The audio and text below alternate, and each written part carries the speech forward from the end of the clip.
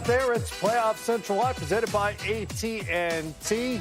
Channing Frye, the Hall of Famer, Isaiah Thomas. I'm Matt Winder. Good to have you with us. The Denver Nuggets have forced a Game 7 in their conference semifinals with the Oklahoma City Thunder. They were able to summon the physical strength, at least in the case of Jamal Murray, who was questionable to even play in this game. And they summoned Julian Strawther off the bench for 15 points at playoff career high in order to extend this series to a 7th game. Lots to get into here, including press conference coverage. We hear from both coaches, some of the stars from the game as well. But first, let's get your impressions of what we saw tonight from the Nuggets. How did they keep this series going? I thought, the way Jokic played Game 5, he came out here in Game 6, and, before he was struggling. He ain't struggling no more, Matt. That's over. That all that shooting slump and all that stuff, that's out the door. I mean, he was fantastic tonight, scoring the basketball, passing, almost had a triple-double, finished the game with 29, 14, and, 8 assists. 8 assists. I mean, he did it all. Just one turnover for a guy who has the ball in his hands as much as he does. I mean, so, we said after Game 5, he's kind of figured out how to score, when to score, who to score against. And tonight he was just able to pick his spots, and before you know it, he's got a stat line, and you're like, wow, I didn't realize he did all that again. So I think, OKC's got a problem. They got to figure out how to stop this guy, because you had him kind of bottled up. Now, he's out, and he ain't getting ready to stop. No. So you got to figure out your whole game plan now. Game 7 is, what are you going to do about the Joker? Because he's coming. Well, no one's really figured out that guy. Tonight, They couldn't really figure out Jamal Murray. Again, questionable with an illness before this game. He was apparently a game-time decision. Comes up with 25 points. He was a plus 28, best for any player on the floor in this game, as it turned out. Zeke predicted it before the game. These sick games sometimes, turn out well for the team with the sick guy. Man, he came out and he hit him with the, my stomach hurts. He took that podium and absolutely put the barbecue chicken on him. Their attitude, and I said this at the beginning, their attitude and confidence at the beginning of this game was second to none. They came out, established pace. They did not get shook by anything that OKC was doing. I thought OKC at the beginning of the game wasn't really focused on what they wanted to attack. They took the shots that Denver was willing to live with. Right. And you want to know one thing that I noticed, and we'll talk about this if, whatever section that is. I know why Jokic can play 40 minutes and why he's chilled out now?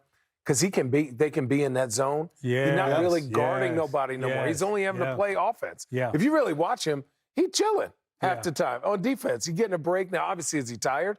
He's moving around. But in that zone, he's not in the action. Yeah. Neither is Michael Porter Jr. Neither is Jamal Murray. They might be in one little action.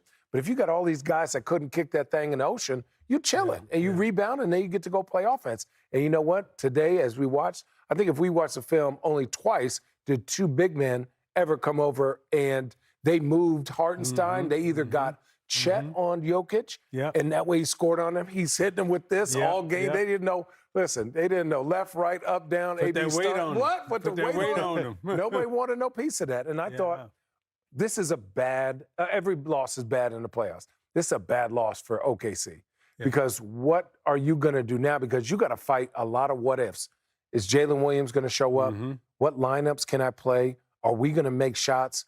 How are we going to stop Jokic? Oh, man, now they can go to another guy on the bench where Aaron Gordon had a bad game, but what's he going to – you just gave him 2 more days of rest. Yeah. You gave Jamal Murray 2 more days of rest, Jokic 2 days of rest, and now how do we have confidence? Now we don't have confidence in what our game plan is versus the most unstoppable dude in basketball right now. So well, you just addressed several of those. 10 of 10 posed several of the questions they have to face. Yeah. There are other questions like, is Aaron Gordon okay? Saw him grab for his hamstring. He was pulled from the game with about 50 seconds left to go. Oof. Can OKC solve that Denver zone as well? They really struggled against that at times. Well, they're seeing 1-3-1 zone. Yep. 3-2 zone, 2-3 zone, man-to-man, trap, switch. So they, OKC is used to playing one-on-one against their guy, beat you off the dribble, drive, kick.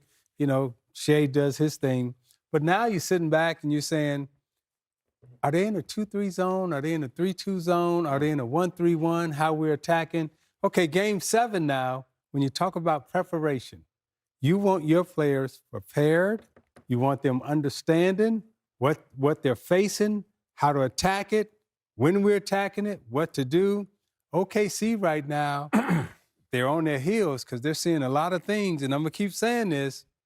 Then after all of that, you got to figure out, what are we going to do about the Joker? Because he's out of the box. He's out of the box. Here's one thing that just jumped out at the page. When you're in a zone, you know what that makes you do? You have to rely on three-point shooting, or you have to rely on the pass.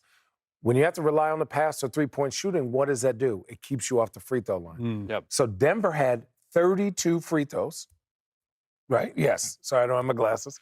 OKC had 16. 16, yep. So, you know, Shea is working hard to get them free throws, but he's really the only creator.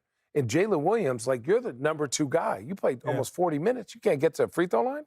That's a thing. You got to have a different mentality, brother. We need more than 6. Are they playing against Jim Boeheim in Syracuse? But the thing is, it has them so shook that they are not doing what you have to do. And maybe it's film, maybe it's youthfulness, but you can't settle a game with 16 and give up 32 free throws because that means they putting that body on you. You're fouling. Think about the dumb fouls that they had today where you were like, for what? Yeah. Right? Yeah. For what? And then Shea gets 4. Now he really ain't playing defense. That was a huge storyline in this game as well. We can delve deeper into a lot of this, including the OKC offense, which got really stagnant at times. Just a lot of dribbling and one-on-one leading to nothing. Yeah, it was gross. Here's Denver head coach David Adelman. Go ahead. David, I'll start with Julian. The run at the end of the third quarter, obviously huge in terms of getting you guys some separation. How important was one kind of lower down on the bench, I guess, step up in those moments? Yeah, and I think Julian's going to get credit for scoring 15 points. I thought he held water defensively, too. That was a big deal. You want to keep an offensive player out there, but they have to be able to handle their own on the other end, and he did. We didn't have to change schematically, defensively, because he sat down, moved his feet, and guarded. And then, obviously, him being able to stay out there because of that, 15 points in 19 minutes. Yeah, I mean, it's funny thinking about Game 5 and Game 4. You know, Game 4, their role players make threes. Game 5, Dort makes threes. Tonight, we had a guy step up, make some shots, and then our main people were so complimentary. And obviously, in the fourth quarter, to win that quarter after what's happened the last 2 games says a lot about our guys and the fact that they can bounce back from anything. And I keep saying that.